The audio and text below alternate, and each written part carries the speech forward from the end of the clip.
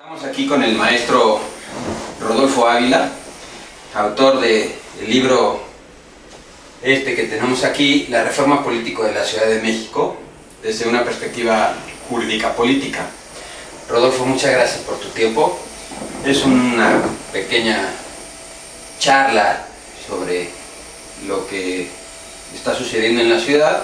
Es un momento, podemos usar la palabra histórico, en el sentido de que pues por primera vez la Ciudad de México va a tener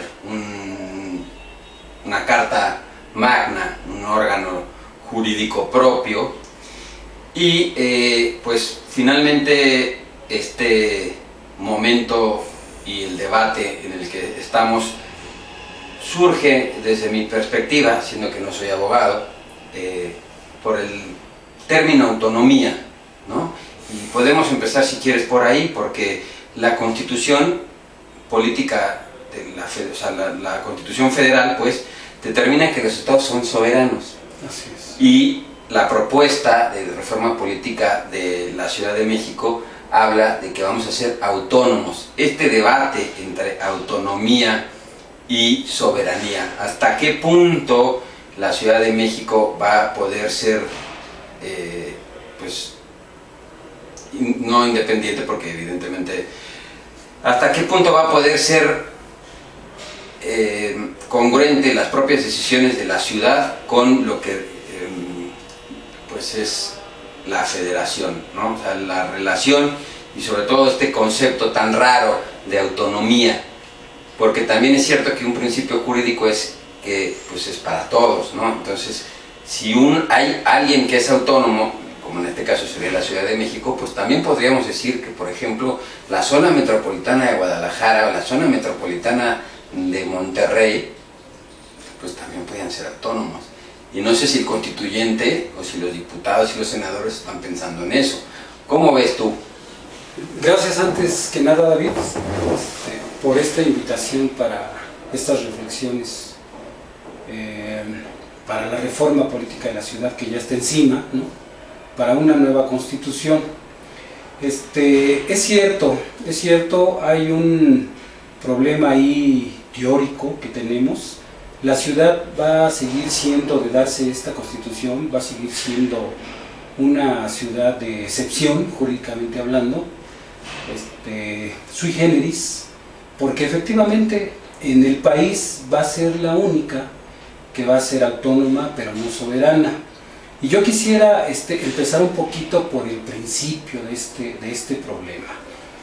Yo quiero comentarte en relación a la elección, cómo se determinó. Yo le llamo a esta elección, le llamo designación-elección.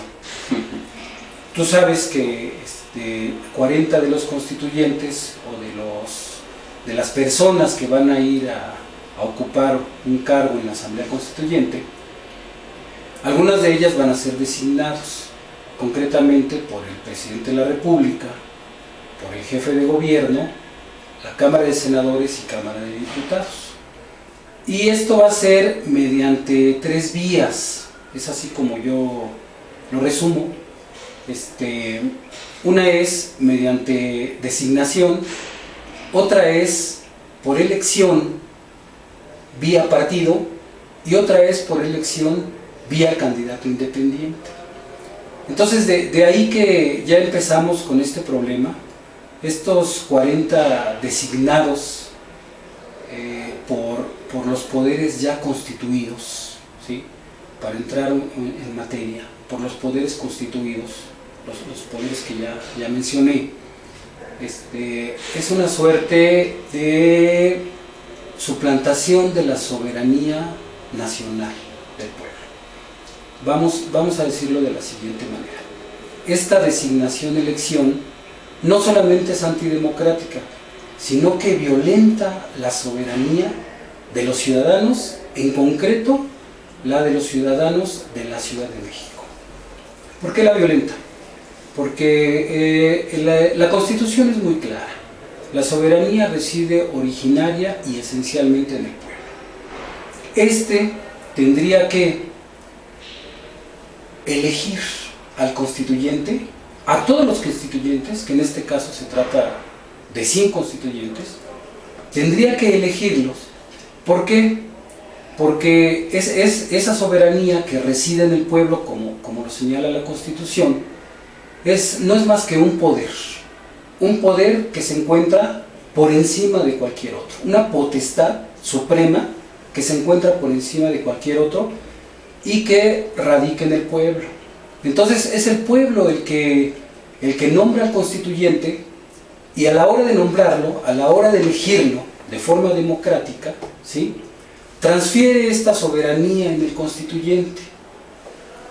Ahora el constituyente es el que tiene ese poder soberano depositado por el pueblo, que es su titular, para emitir el orden constitutivo, el documento constitutivo, que es precisamente la Constitución Política, o que será la Constitución Política de la Ciudad de México. Hay en esta discusión, además, antecedentes históricos, porque si yo no mal recuerdo, los dos estados que han tenido constituyentes, que son Quintana Roo y Baja California Sur, no tuvieron, digamos, pues, una cuarta parte de sus diputados electos por el dedazo presidencial, el dedazo del entonces gobernador o el Congreso.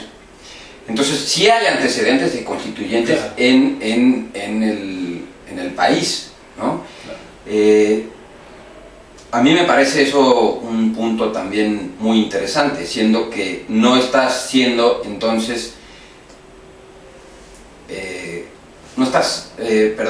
siendo congruente con la experiencia histórica del país también. Y con la Constitución, y con la... Yo quiero ir un poco más allá, con la propia teoría del Estado.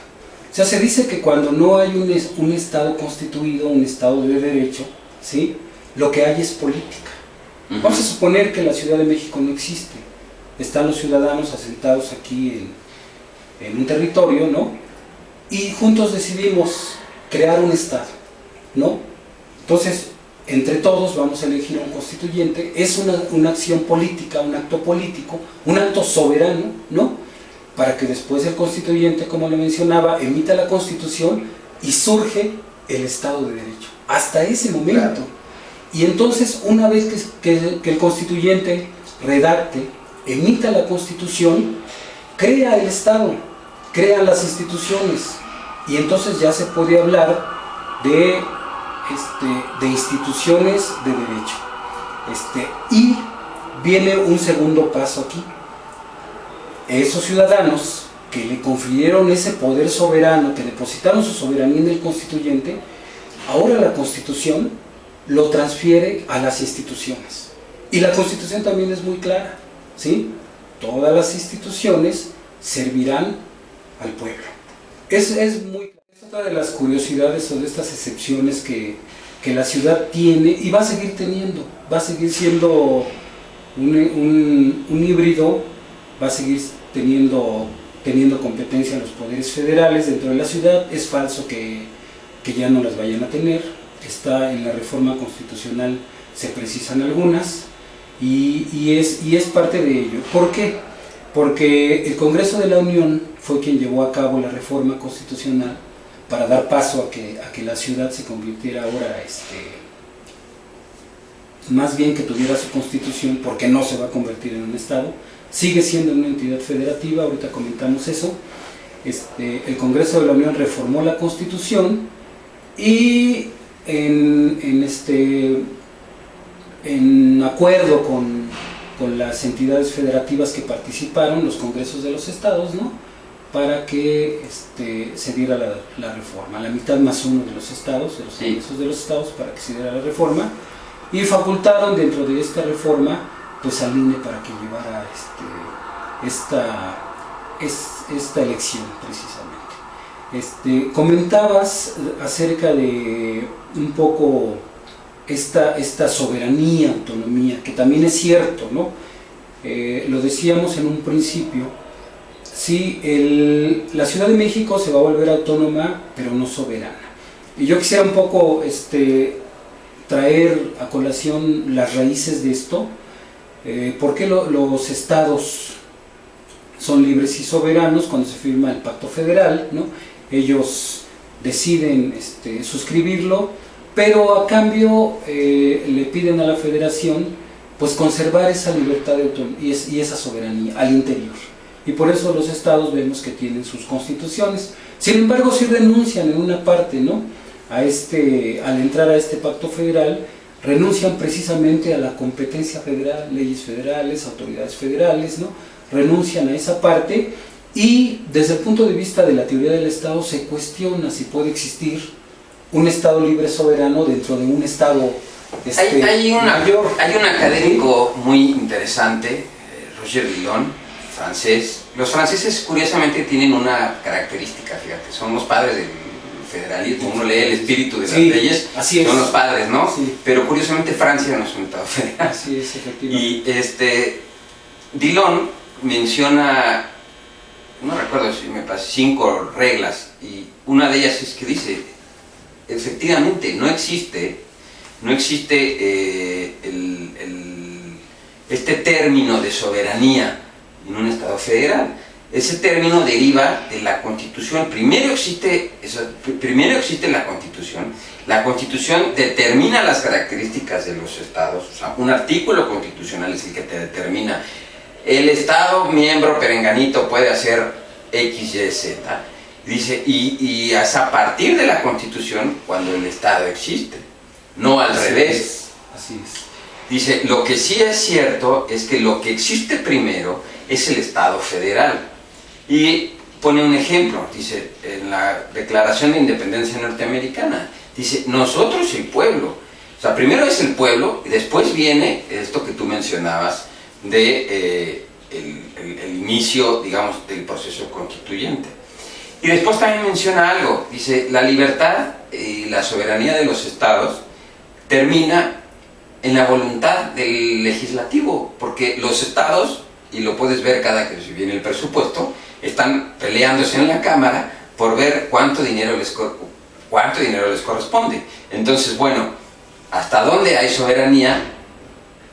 O por decir una frase que alguna vez sostenía don Porfirio, y me refiero a don Porfirio Muñoz Ledo, que decía, pues la soberanía acaba donde empieza la caja, ¿no? O sea, no hay dinero, pues no hay soberanía. Y si tienes dinero para hacer tus cosas, pues entonces puede haber soberanía. Y entonces ya nos metemos a todo el tema de lo que es la ley de coordinación fiscal y cómo se reparte el dinero en la federación. Y bueno, pues eso ya es otra discusión que podemos tener otro día. Pero es muy interesante justamente esto, porque es la esencia finalmente del sistema político federal y por supuesto entonces del sistema político mexicano, ¿no? Así es, sin duda es importantísimo, ¿no? Es de orden teórico la discusión, porque los constitucionalistas, y en apego a la Constitución, como dice el artículo 40, somos una república compuesta de estados libres y soberanos, ¿no? Y desde ahí viene la discusión cuando si el Distrito Federal era Estado o era entidad federativa, ¿no? Porque esa es otra parte que la Constitución no ha definido, qué es una entidad federativa y qué es un Estado, y el tratamiento que le ha dado, y ahora intentaron en la reforma homologarlo todo sin conseguirlo. Persiste el problema en el artículo 40, ¿sí? Dicen estados libres y soberanos y la Ciudad de México. Luego entonces no va a ser ni libre ni soberana, adquiere una autonomía para darse sus propias normas. ¿Qué diferencia existiría, ¿no? entre esta soberanía de los estados y la autonomía de la Ciudad de México? Pues yo quiero partir de un principio muy sencillo. Los poderes federales siguen asentados en la ciudad, ¿no? Tienen competencia todavía, la van a seguir teniendo, de ahí que no puede haber soberanía. No puede haber soberanía, y por eso quise tocar lo que toqué, cómo se está dando el proceso de designación-elección, ¿no? No hay soberanía y se pasa por encima de esta, ¿sí? Teniendo a la Ciudad de México como una entidad federativa de segunda, sigue siendo de segunda, es aberrante, y yo quiero extremar las cosas, quiero decir que la Constitución que emita ese constituyente corre el riesgo de resultar ilegítima, porque los constituyentes no fueron los 100 electos en el voto libre y secreto, claro, por los ciudadanos. ¿Designados con qué facultad? ¿no? Una reforma constitucional que violenta a la Constitución General en su artículo 39, ya lo dije. Ahora en su artículo 40 viene esa gran diferencia. Dice ahora la nueva reforma que una vez que los poderes federales salgan de la ciudad, esta se convertirá en el Estado de la Ciudad de México. Entonces, hasta ese momento podrá ser libre y soberana, ¿no? Como los demás estados, pero si ahora el hecho de la implicación que consta en que los poderes federales están asentados en cierto territorio para que no sea libre y soberano, pues entonces habrá que estar pensando si es aceptable tenerlos o no, y el costo de ser autónomos nada más, de suerte que finalmente el darnos un marco constitucional es bueno, pero con una autonomía de derecho y de facto, ¿no? Relativa, que nos va a permitir dárnosla, pero que no va mucho más allá. O sea, el cambio es fundamental en términos de desarrollo de un Estado, ¿no? Pero en términos de un cambio profundo en la ciudad, de que había un estatuto de gobierno en donde los poderes federales tenían competencia también, por eso no se tenía constitución, el control político, el control jurídico se tenía desde los poderes federales. Ahora sí, yo diría que ese es el punto. Se disminuye la injerencia de los poderes federales, que yo creo que ese es uno de los aciertos, ¿no? Y que vamos caminando hacia esa libertad y soberanía. Pero de ningún modo llegamos a ser una ciudad soberana como los estados, y como mencionas, coincido con ello, ¿no? Con lo que decía el maestro Porfirio, es cierto, o sea, si no hay presupuesto, pues entonces no hay soberanía. Exactamente, no hay soberanía. Mira, otra de las cosas que me llaman mucho la atención de la reforma tiene que ver con esta supuesta hipótesis de, ahora sí, el territorio y lo político, ¿no? Siempre se ha hablado, el Partido Acción Nacional, el Partido Revolucionario Institucional, que no son gobiernos desde los últimos 15 años, han hablado de dividir las delegaciones, particularmente dos, ¿no? Se habla, Iztapalapa, la Gustavo Madero, y entonces de las cosas que han salido en la prensa, declaraciones de los propios miembros del grupo de trabajo que nombró el doctor Mancera, han dicho que va a ser más fácil el poder administrar el territorio de la Ciudad de México, es decir, crear nuevas delegaciones o ahora alcaldías, y bueno, esto también está muy relacionado con lo que podría llegar a pasar en 2018, ¿no? Porque tú rompes, por ejemplo, Iztapalapa en 3 delegaciones, y entonces el poder de voto que tiene Iztapalapa hoy, pues ya no es exactamente el mismo, o la influencia que tendría Iztapalapa en una elección a jefatura de gobierno, pues ya no sería el mismo. Y entonces también estás en un momento en el que surge un nuevo actor en la Ciudad de México, como es el Movimiento de Regeneración Nacional, frente a todos estos intentos, si lo quieres ver así, de reconfigurar el mapa del Distrito Federal. Entonces también me llama mucho la atención esa parte, que no sé finalmente desde el punto de vista legal, desde el punto de vista del derecho, si con una constitución es más fácil que hacerlo ahora con un estatuto de gobierno, por ejemplo. Sí, yo creo que es una de las consecuencias que va a facilitar administrar la ciudad. Esa autonomía va a permitir que podamos sí hacer estas divisiones para una mejor administración.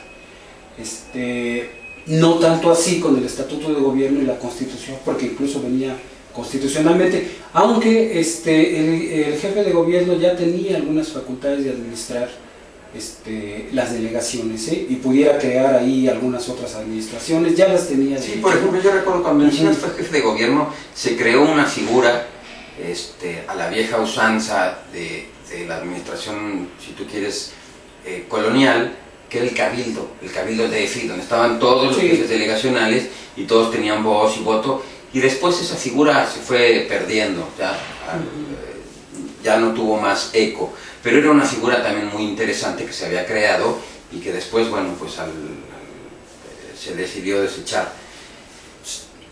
Sin duda, sí es cierto, sí el jefe de gobierno tenía algunas facultades en materia de organización y administración de los órganos de la ciudad. Inclusive por ahí propusimos alguna vez alguna junta que coadyuvara con los jefes delegacionales, ¿no?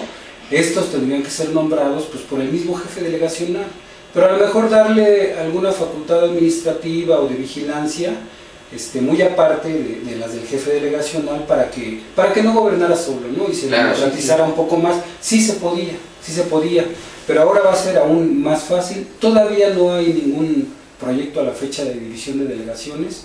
Esta autonomía va a permitir que se le dé celeridad y que sea más práctico, y sin duda, como lo mencionas, pues tiene un carácter político, ¿no? Y como lo estamos revisando ahorita desde la propia elección, designación que le llamo, ¿no? La transformación de la ciudad, de no llegar a ser soberana y quedarse en autónoma, ¿no? Y poder hacer al interior ya un poco con mayor libertad de los poderes federales, modificar la ciudad, y esperemos que sea para bien de los ciudadanos, ¿no? ¿No te asusta el hecho de que entonces estemos creando más burocracia? Un poco sí. Me asusta el hecho de el proceso de transformación, cómo se está dando. O sea, como ya lo comentamos, violentando el marco constitucional, violentando lo que el ciudadano creemos que todavía tenemos, esta soberanía, ¿no? Y sí me espanta que todavía se cree más burocracia, pero al propio tiempo el crear estas nuevas juntas ya dentro de las delegaciones, ¿no? O de las alcaldías que van a ser, ¿no? El que ya no gobierne solo el jefe delegacional, el alcalde ahora, ¿no? Eso es bueno, porque dentro de esas... Va a haber pesos y contrapesos al interior. Contrapesos, o sea, la ciudad teniendo un gobierno de izquierda, nada hizo, y hay que decirlo, sí, porque se democratizara a su interior. Y tenemos una suerte pues, de delegaciones que no han funcionado como quisiéramos, para no entrar en detalles, ¿no? Pero era de las más antidemocráticas del país, lo sigue siendo. Se ha convertido, la delegación es un botín, o sea, gobernar una delegación es un botín, ¿no? Y ningún gobierno tiene al frente un único individuo que lo determine todo, ninguno, ¿sí? El Ejecutivo Federal tiene al Congreso, ¿no? Claro. Los gobernadores de los estados tienen a sus congresos, ¿no? Y los presidentes municipales tienen síndicos y regidores. Sí, tienen a su cabildo, ¿no? Que toman las decisiones de manera conjunta, votada, ¿no?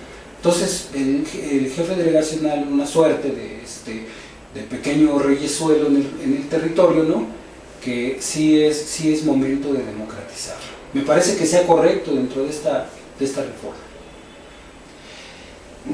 También hoy un tema fundamental que se ha hablado mucho en estos días tiene que ver con pues, las finanzas del Distrito Federal, bueno, ahora de la Ciudad de México, que la mayoría de los especialistas determinan que con la reforma la Ciudad de México va a poder captar mayores recursos.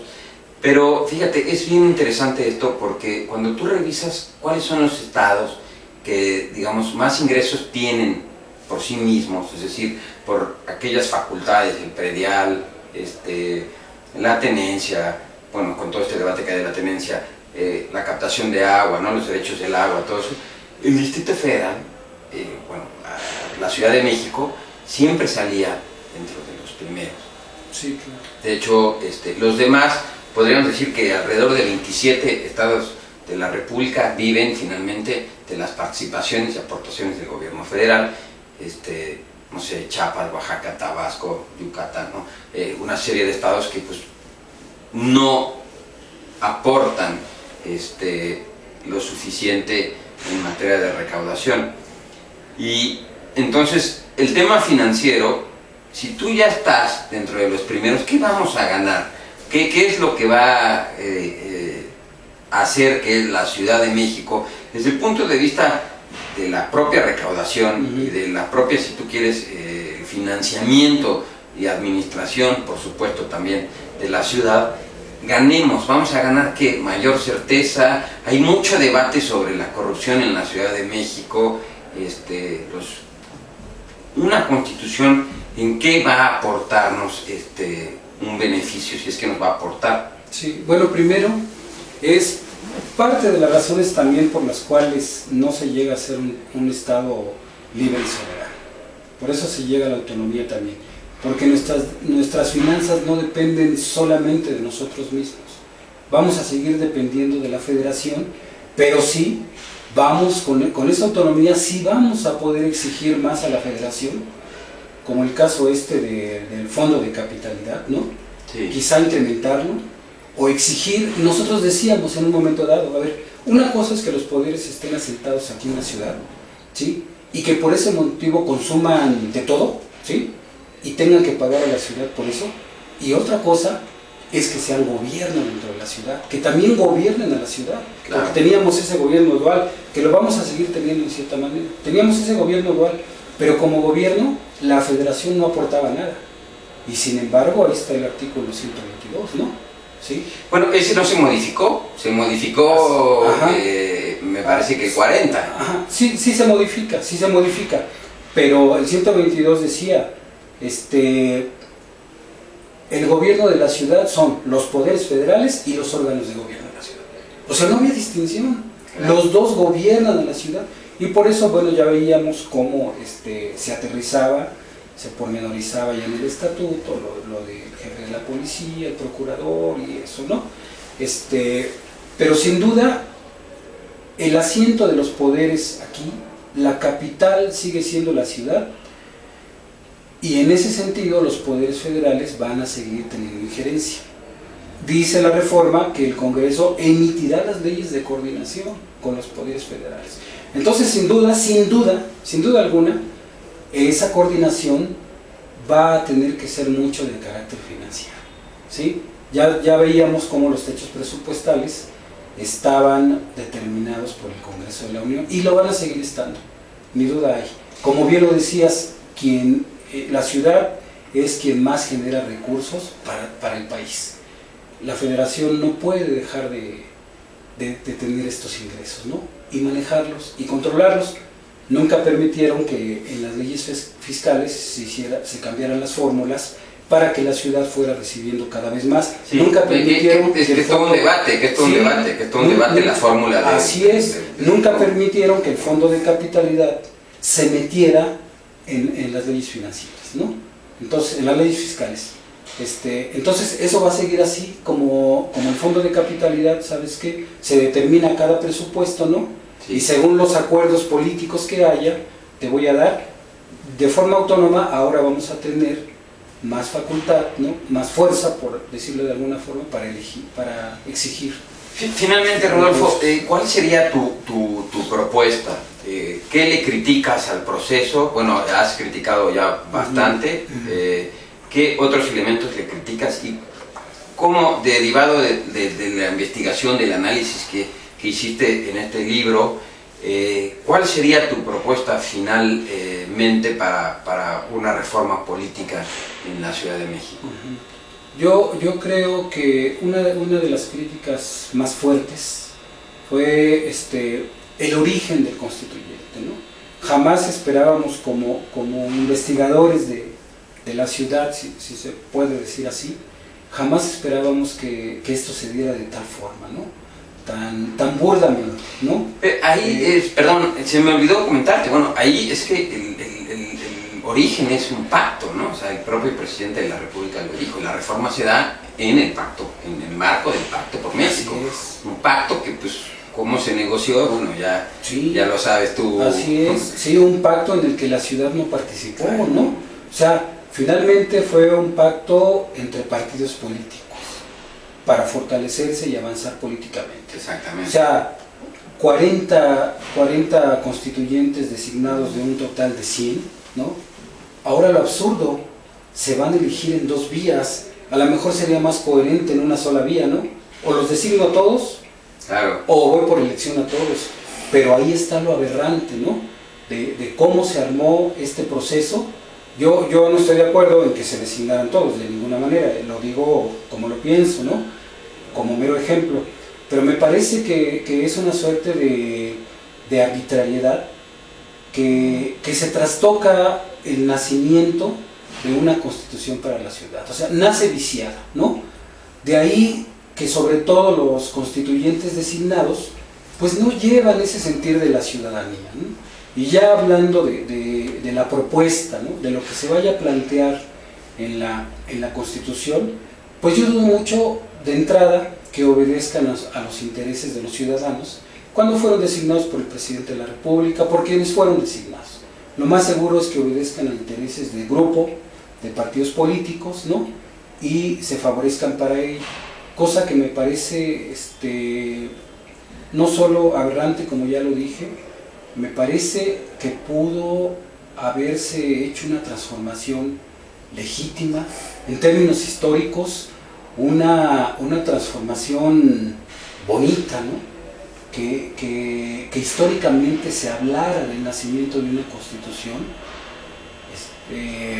Y que sirve también de parteaguas, ¿no? O sea, Porfirio tiene desde hace muchísimo tiempo sí, la idea de que se necesita una nueva constitución, claro.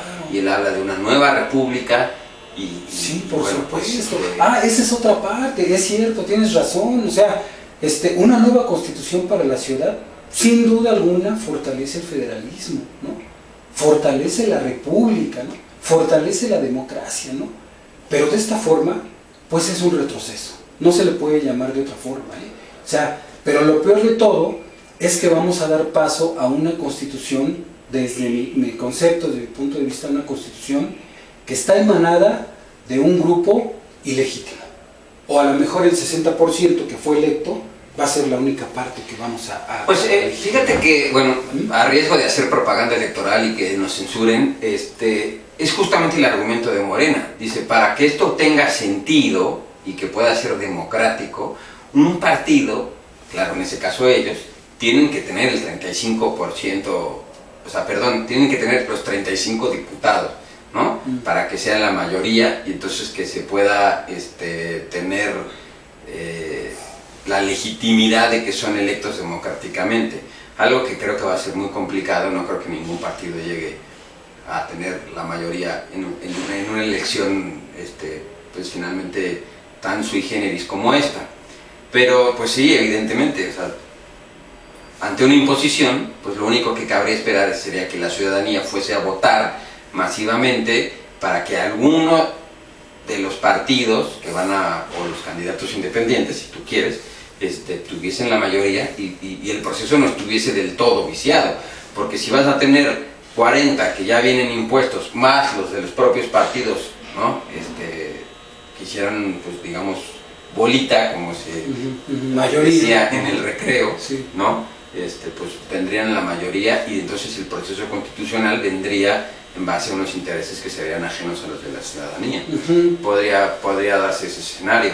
Eso es cierto. Yo, mira, no hablo de partidos políticos porque finalmente no digo que no debieran participar, tendrán sus razones, pero conociendo esta realidad, yo creo que no debió haberse permitido que se hiciera de esta forma, ¿no? Que el constituyente quedara integrado de esta forma, que quién sabe quién se le ocurrió. Digo, el presidente de la República va a nombrar a 6, a lo mejor pudo haber sido 12, 5, 3. El asunto es que se violenta esta soberanía de la que hablábamos, nombrando uno solo, sí, o nombrando 15. Ese es el asunto. Soberanía que se traduce en que nosotros queremos una constitución que sirva a nosotros, que represente nuestros intereses, ¿no? Y entonces se deposita esa soberanía en un constituyente que me va a ir a representar en la Constitución, o sea, que va a ir a construir una nueva ciudad. Entonces, cuando suceden esta suerte de cosas, pues ya no pierde legitimidad. Entonces, esa sería la crítica más fuerte que yo hiciera. Insisto, es un asunto anticonstitucional, es un asunto a modo, Es un asunto en que a la ciudadanía se le hace a un lado, se le desconoce esa facultad soberana de poder nombrar a todo el constituyente, ¿no? Se violenta su soberanía. Desde luego, si nos vamos hacia abajo, pues se violentan sus derechos humanos, los derechos humanos de igualdad. Cuando a uno... Los derechos de representación política, sí, a elegir y ser elegido. Así es, Claro. cuando uno es designado y el otro candidato no. vía Dedazo. independiente, ¿sí? Tiene que gastar recursos cuantiosamente, ¿no? Tiene que echar mano de una elección, tiene que competir contra partidos, y el designado pues no va a elección, ¿no? Simplemente es designado. Entonces violenta también el derecho de igualdad, Claro. de ser votado, de votar y ser votado, ¿no? Entonces desafortunadamente yo creo que en nuestra próxima publicación esto lo vamos a desmenuzar teóricamente, citaremos a algunos autores de forma sustentada, que en términos de teoría del Estado, yo insisto, eso está muy claro, ¿sí? Los constitucionalistas también señalan, bueno, sí, los constitucionalistas dicen hay estados libres y soberanos, ¿no? La teoría del Estado políticamente dice no es posible que exista, ¿no? Un estado libre y soberano dentro de otro, ¿no? Claro. Y seguimos con nuestra ciudad con una autonomía precaria, pero también está el asunto de que, bueno, vamos avanzando. Comenzó mal, esperemos...